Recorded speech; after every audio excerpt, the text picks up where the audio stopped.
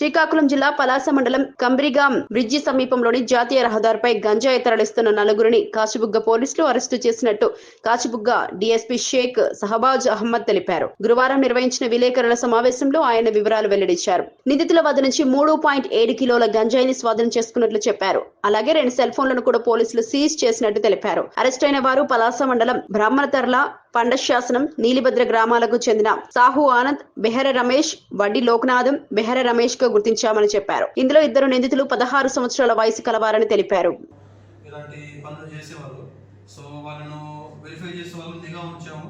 So వాళ్ళ మీద నిఘా ఉంచినప్పుడు నిన్న కంపెనీగాం బ్రిడ్జ్ దగ్గర దాదాపు 3.7 కేజీల గాంజాయితో నలుగురు దొరికారండి. ఈ నలుగురిలో 2 మేజర్లు, 2 మైనర్లు ఉన్నారు. అలాగే ఒక మేజర్ E3 పప్పు అనే వ్యక్తి ఈయన అబ్స్కాండింగ్లో ఉన్నాడు.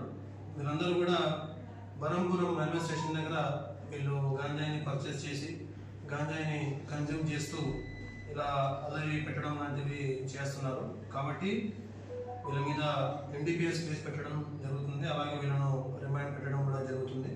అలాగే ఇక్కడ ఉన్న ప్రజలకు ఒకటే విజ్ఞప్తి, మీకు ఎవరైనా గాంజాయి కన్సంప్షన్ చేసి కానీ లేదా ఆల్కహాల్ కన్సంప్షన్ చేసి ఎవరైనా న్యూసెన్స్ క్రియేట్ చేస్తూ ఎవరైనా law and order issues create చేస్తే వెంటనే మా పోలీస్ స్టేషన్ SHO గారికి కానీ లేదా 112కి కాల్ చేస్తే వెంటనే మేము యాక్షన్ తీసుకుంటాం. ఎవరైతే గాంజాయి కన్సంప్షన్స్ చేసి ఇలాంటి అదర్ చేసే వాళ్ళు ఉన్నారో ఖచ్చితంగా మీ మీద కేసులు పెడతాం, రిమాండ్ పెడతాం. అలాగే మీ మీద షీట్లు కూడా ఓపెన్ చేస్తామని హెచ్చరిస్తున్నాం. మీ పలాస పోలీస్.